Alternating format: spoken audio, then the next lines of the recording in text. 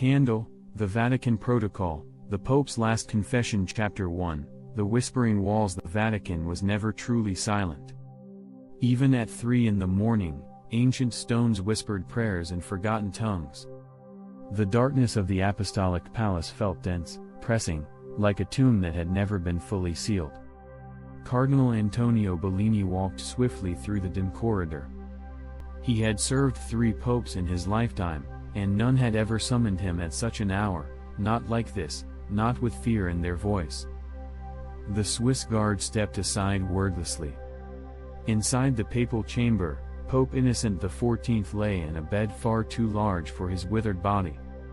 The air smelled of incense and something fouler, old books, maybe, or damp crypt walls. "Antonio," the Pope croaked. "Close the door. And listen." Bellini obeyed, seating himself at the edge of the bed. "I do not have long," the Pope said, eyes wide, white like polished glass. "What I tell you now, it must never be recorded in the annals. This is beyond scripture." He handed Bellini a leather-bound volume. It was cracked, its pages lined with writing in blood-red ink. The language was not Latin, not Greek, but something older. "It came from beneath," the Pope whispered. "From the vaults. Below the archives, below the catacombs, past the sealed doors." Bellini opened the book. His breath caught. There were drawings. Rituals. Symbols carved into flesh. And a sigil, the eye with a cross split, known only in suppressed doctrine as the mark of the adversary. "The prophecy of Malachi ends with me," the Pope continued. "But that is not the end. It's the beginning of the undoing." Chapter 2, Crypta Mundi. The Vatican archives were ancient, but deeper still, below even the papal tombs, lay the Crypta Mundi, the world crypt. Its entrance was sealed with 7 locks, keys spread across generations. Cardinal Bellini held one. He descended in silence, accompanied by Father Thomas, a younger priest with a quiet mouth and eyes that didn't blink enough. Bellini didn't trust him, but he needed help. As the last gate opened, the air shifted. Cold. Wet. Breathing. Inside, among shelves of forbidden scripture and sealed chests of bones, they found it, the Mirror of Thrace. It was said to reflect not the face, but the soul. Father Thomas reached for it. Bellini stopped him. "Don't." "Too late." Thomas gasped, then screamed. His reflection turned its head independently, smiled, and whispered something that sounded like "Welcome back." Chapter 3, The Confession Codex. Innocent XIV died that night. But not before whispering one final message to Bellini: "Burn the Codex, or the Church burns." Bellini did not burn it. Instead, he translated it. What he discovered chilled him. The Church had made a pact in 1133. The adversary had offered peace in exchange for silence. Every 112 years, a soul would be taken from within the papacy to renew the seal. This time, the seal was broken. The signs were already here: blood rain in Assisi, inverted crucifixes found in children's drawings, a mass suicide of 33 monks in Argentina. But worse than signs were the whispers. Bellini heard them every night now. Calling his name. From the mirror in his quarters. From the statue of Saint Peter. From the crucifix that bled. Chapter 4, The Silent Chapel. Within Vatican City stands a hidden chapel known only to the most senior clergy, Capella Mutorum, or the Chapel of the Mute. It was built without windows, without a door visible from the outside. Only those who already knew its location could enter. It was here that Cardinal Bellini went next. On the altar was a relic, the tongue of Saint Virio, a mummified organ said to grant speech to the dead. He prayed, not to God, but to whatever might answer. And something did. The chapel darkened, candles extinguished by unseen breath. From the silence, a voice rose: "You should have burned the book." Bellini stood. "Who are you?" The voice answered with many mouths. "We are the debt collectors. And the sole owed is yours." Chapter 5, Blood in St. Peter's. The morning after the Pope's death, the dome of St. Peter's Basilica wept blood. Tourists screamed. Clergy panicked. The Vatican issued a public statement blaming vandalism, but internally, the Curia trembled. Bellini was summoned by the Camerlengo, the Vatican's administrator during the sede vacante period. His name was Cardinal Velasquez, a man as political as he was cruel. "You were the last to see him alive," Velasquez said. "And the first to open the forbidden chamber in centuries. I should have you excommunicated." Bellini handed him the translated pages of the Codex. As Velasquez read, his face turned pale. He began to laugh, a slow, breathless giggle that twisted into a sob. "It's true," he said. "I always feared. But hoped." Then he whispered, "We must prepare the Black Mass." Chapter 6, The Black Mass. Deep beneath Castel Gandolfo, where popes once spent their summers, a ritual chamber lay unused since the 14th century. Now, it was alive with torches and shadowed figures in crimson robes. They gathered not to summon evil, but to appease it. The Black Mass was not an invention of Satanists. It was a containment protocol, passed down in secret from pope to pope, never written, only whispered on the night of the blood moon. Candles flickered as Latin was chanted backward. Bellini stood outside the circle, watching. He did not join them. Instead, he stared into the center, where a child, no more than 10, knelt in tears, blindfolded, shivering. The Church had chosen its sacrificial soul. Bellini turned and walked away. Chapter 7, The Shadow Cardinal. That night, Bellini received a visitor, one who should not exist. Cardinal Reinhardt had been declared dead in 1962. He vanished during the Second Vatican Council. But here he was, unchanged, sitting in Bellini's quarters with a glass of black wine. "You opened the wrong door," Reinhardt said calmly. The vault wasn't a tomb. It was a cage.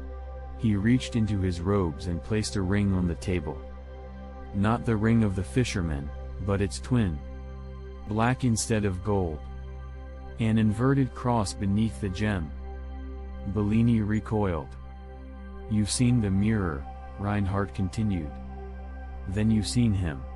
The one who waits." Bellini asked, "Who is he?" Reinhardt smiled. "The first pope. The one Peter replaced. The one who never died." Chapter 8, The One Who Never Died. Reinhardt's words echoed in Bellini's mind as he left his quarters in a daze. The shadows in the Vatican seemed deeper, colder. Every statue now felt alive, its eyes following his every step. The first pope, the one who had never died. Could such a thing even be possible? He had to know more. That night, Bellini ventured back to the archives. The forbidden ones. The ones sealed long ago by the Church. As he descended the stairs, the air grew thick, heavier with each step. It was as though the walls themselves were closing in, as if the Vatican itself didn't want him to uncover the truth. At the bottom, behind a wall of thick stone, he found a door. It had been hidden for centuries, its existence nearly forgotten. And yet, somehow, it called to him. His hand trembled as he reached for the key. The door creaked open, revealing a room filled with ancient texts, some familiar, most unrecognizable. The smell of dust and parchment filled the air, but beneath that, something else lingered, something alive. On a pedestal at the center of the room was an object Bellini couldn't understand. It was a glass orb, swirling with dark energy. No light could penetrate it. He reached out, his fingers brushing against its cold surface. The orb cracked. A voice whispered in his ear, "The truth is now yours." Chapter 9, The Chained God. Bellini found himself in a vision, floating between worlds. He could see it, a massive, ancient figure, bound in chains. It lay beneath the Vatican, beneath the earth itself, imprisoned for eternity. The chains were made of some sort of otherworldly metal, glowing with an unnatural light. They had been forged long ago, and only the strongest magic could keep them in place. This was the first pope, the one who had never died. It was said that Peter had replaced him, but this was not true. The original pope had been corrupted, tainted by something far darker than any human could understand. The vision swirled as Bellini was pulled deeper into the past, to a time before the Church had ever been established. He saw it then, the original Vatican, built atop an ancient temple to an older god. A god who had fallen, but whose essence still lingered, waiting to return. Chapter 10, The Great Betrayal. As Bellini stepped back from the vision, he saw something else, something he couldn't have imagined. Cardinal Velasquez was standing in the doorway, holding the book from which Bellini had translated the Codex. "You shouldn't have come here," Velasquez said softly. Bellini's heart raced. He had trusted Velasquez, but now it was clear, the man had been a part of this darkness all along. "You knew," Bellini said, voice trembling. "You knew what this place really is." Velasquez smiled darkly. "Of course I did. The Church is built upon lies, Cardinal. We are all bound by them." He stepped into the room, holding up the Codex. This was never meant to stop the prophecy. It was meant to accelerate it. The return of him. Bellini backed away. "You're a part of this evil." Velasquez chuckled. "The true evil, my friend, is the one who stands above us all, the one we've been serving all along." And with that, Velasquez opened the Codex. Chapter 11, The Unraveling. As Velasquez spoke the incantations, the room began to tremble. The walls cracked, the floor shifted beneath them. Bellini could feel the presence of something ancient and powerful stirring below. The chains began to crack, one by one. The first pope, the dark god, was awakening. Bellini tried to run, but it was too late. A cold wind swept through the room, and the orb that had once contained the dark force shattered into pieces. The room was now engulfed in darkness, and the very air was thick with malice. From the shadows, the voice of the first pope filled the room. "I return," Bellini screamed as the presence grew stronger, pulling him toward the abyss. Chapter 12, The Awakening. The darkness consumed the room, suffocating everything in its path. Bellini's mind raced as he tried to grasp what was happening. The air was thick with an overwhelming force, one that pressed in on his chest, making it difficult to breathe. The whisper of the first pope filled the space, louder now, more distinct. "You have freed me, child of dust. And for that, you will be rewarded." Bellini fell to his knees, his vision blurring as shadows swirled around him. The chains that had once held the dark god were disintegrating, one by one, as though they had never existed. The figure of the first pope began to emerge from the blackness, towering over Bellini. It was not human. The shape was monstrous, its form distorted, a twisted mockery of the holiness the Vatican had once claimed. The eyes, glowing with an unnatural fire, fixed on Bellini as though he were nothing more than an insect. But the voice, it was familiar. It echoed with the authority of the papacy, a voice that had spoken across centuries.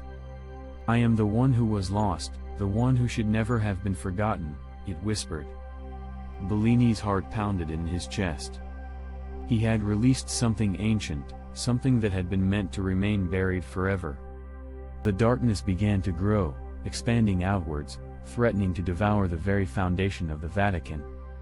Chapter 13, The Betrayers. And Cardinal Velasquez stood at the center of the storm, grinning as the shadows wrapped around him. He had been the one to awaken this abomination. He had been the one to twist the prophecy to serve his own ends. "You didn't think I would let you stop me, did you?" Velasquez's voice was calm, even as the chaos raged around them. Bellini tried to stand, his legs unsteady beneath him. "You've doomed us all." Velasquez turned, eyes glinting with a cold, calculating joy. "No. I freed us. You see, the Church was built on lies, on a falsehood. The true God is not the one you worship, but him. The first Pope. The one who commands us all." As the shadows enveloped them, Velasquez raised his hand. "Come forth, Master. Your followers are here, ready to serve." The first Pope stepped forward, his form towering over them, his eyes glowing brighter with every step. Bellini's blood ran cold. The man, or rather the thing, that stood before him was no longer a man at all. It was something ancient, something that had long since forgotten what it meant to be human. Chapter 14, the final ritual. The shadows had now overtaken the entire room. The first Pope stood at the center, his hands outstretched, and the ground beneath him began to tremble. A low, rumbling growl echoed from the depths below. Velasquez's eyes gleamed with anticipation. "We are the chosen ones. We have returned to the source. To the darkness." Bellini tried to move, but his limbs were frozen, bound by an invisible force. He could hear the voice of the first Pope in his mind, whispering promises of power, of eternal life, of a world reshaped in its image. But it was not power Bellini sought. It was salvation. "Why did you do it?" Bellini gasped, his voice breaking through the oppressive silence. "Why release him?" Velasquez looked at him, his face a mask of both triumph and sorrow. The Church was never meant to rule. It was meant to serve. A deep, guttural laugh echoed from the figure of the first Pope, who raised its arms high. The ground cracked beneath them, and from the cracks, black tendrils shot up, wrapping around the walls and reaching towards the heavens. "We have waited long enough," the first Pope whispered, his voice now a chorus of thousands, "and now, we claim what was ours." Chapter 15, the end of days. The sky above the Vatican darkened, the stars disappearing as if they were being consumed by the void. A storm raged above, lightning flashing across the sky. The first Pope raised his hand, and the storm intensified, churning into a maelstrom of unimaginable force. The people of Rome watched in horror as the Vatican itself began to twist and distort, its foundations crumbling, as if the very earth was rejecting the presence that now stood at its heart. Bellini's mind was unraveling. He could feel his consciousness slipping away, his thoughts fading like the flickering of a dying candle. But as the darkness consumed everything, one thought remained clear: the world would never be the same. The first Pope had returned, and the world would fall to its knees. And in the final moments, Bellini realized the truth: he had been the final key in the dark ritual. The one who had opened the door to the abyss. With one last gasp, he heard the voice of the first Pope fill the void, drowning out everything else. "It is done." The last thing Bellini saw was the dark figure towering over him, and then everything went black. Chapter 16, the unholy reign. As the darkness settled over the Vatican, the final remnants of human civilization seemed to crumble with it. The twisted figure of the first Pope stood in the center, a dark god reborn, its eyes glowing with the promise of a new, horrifying world order. Those who had once worshipped the Pope were now mere puppets to an ancient force, bound by an invisible chain that held them in thrall. Rome itself seemed to be shifting, its buildings distorting, warping into grotesque mockeries of their former selves. The streets became rivers of blackened water, as if the very earth itself was drowning in a sea of corruption. The air was thick with the scent of decay and the sound of distant wailing, echoing from deep within the catacombs. Those who tried to flee were met with an impenetrable wall of shadow, their screams swallowed up by the oppressive gloom. The Church, once the guiding light for millions, had fallen under the sway of the first Pope's unholy power. Chapter 17, the resistance. But not all had given in. Hidden deep within the Vatican's walls, a group of survivors had gathered, remnants of the faithful who had refused to bow to the ancient being that had once worn the mantle of the Pope. They had managed to escape the initial wave of destruction, and now, they were preparing for the fight of their lives. Father Matteo, a once decent man of God, now stood before the remaining survivors, his face gaunt and grim. "We must strike now," he said, his voice shaking. "The power of the first pope is too great. The longer we wait, the stronger he becomes." "But how?" one of the survivors, a young woman named Isabella, asked. "He is a god now. How can we defeat him?" Father Matteo's eyes hardened. "We do not defeat him with strength alone. We defeat him with what he fears most." Chapter 18, The Ritual of Purity. The survivors, led by Father Matteo, had discovered an ancient text buried within the catacombs of the Vatican. It spoke of a powerful ritual, one that could reverse the dark god's influence and banish him back to the void from which he had come. However, this ritual required a sacrifice, the life of the one who had unwittingly unleashed the first pope's power. Bellini had long since died, his body lost to the shadows. But the ritual required the blood of the one who had opened the gateway to the abyss. And so, Father Matteo made the ultimate decision: he would sacrifice himself to save what little remained of the world. In the heart of the Vatican, beneath the crumbling cathedral, Father Matteo stood at the center of a circle of survivors. The air crackled with dark energy, the walls of the catacombs seemingly pulsating with life. The survivors held their breath as Father Matteo began to chant the incantation from the ancient text. Chapter 19, The Battle for the Vatican. As Father Matteo chanted the final words of the incantation, the first pope's dark form appeared before them once more, his eyes glowing with an intensity that threatened to blind them all. His twisted face contorted into a sinister smile. "You think you can stop me?" the first pope's voice rumbled, shaking the very foundation of the Vatican. "You have no idea what you're dealing with." Father Matteo's voice grew stronger, more resolute. "It is not your power that will defeat you," he declared. "It is the light of truth, the light that you abandoned long ago." With a final shout, Father Matteo completed the incantation. A burst of light erupted from his body, blinding everyone in the room. The ground shook violently as a massive crack split the air, and the very walls of the Vatican seemed to buckle under the force of the energy unleashed. The first pope screamed, his form writhing in agony as the light consumed him. His monstrous shape twisted and writhed as though it were being torn apart by an unseen force.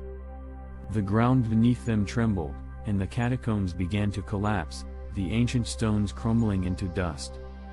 The survivors were thrown to the ground, their ears ringing from the deafening roar of the explosion. And then, as suddenly as it had begun, everything went silent. Chapter 20, The Last Confession. When Father Matteo awoke, he found himself lying amidst the rubble of the Vatican. The dark presence that had once ruled over the Holy City was gone. The first pope had been banished, his influence broken. But as he rose to his feet, something felt off. The air was thick with an unnatural stillness, and the survivors who had gathered around him were silent. Their faces were pale, their eyes wide with fear. "We did it," Father Matteo said, but his voice was hollow. One of the survivors, Isabella, stepped forward, her face ashen. "Father, you're not the same." Father Matteo looked down at his hands, his fingers trembling. They were no longer the hands of the man who had led them in their fight. They were stained, covered in something black and inky, something that wasn't blood. "Father Matteo," another voice whispered, "you did not banish him. You became him." The ground beneath them began to tremble once again, and Father Matteo's heart sank. The dark presence was not gone, it had merely taken a new form. And this time, it would not be so easily defeated. Chapter 21, The New Era. As the survivors looked on in horror, Father Matteo's body began to shift. His form twisted, his eyes glowing with the same dark energy that had once emanated from the first pope. He had become the new vessel for the ancient power, The first pope now reborn in a different body, a different face. The Vatican, once a place of holiness and light, had fallen into darkness once again. The survivors knew now that the battle had only just begun. The first pope was not gone. He was eternal, an ancient force that would continue to haunt the world for centuries to come. And as the Vatican crumbled to the ground, the sky above it darkened, and the world watched in terror as a new reign of darkness began.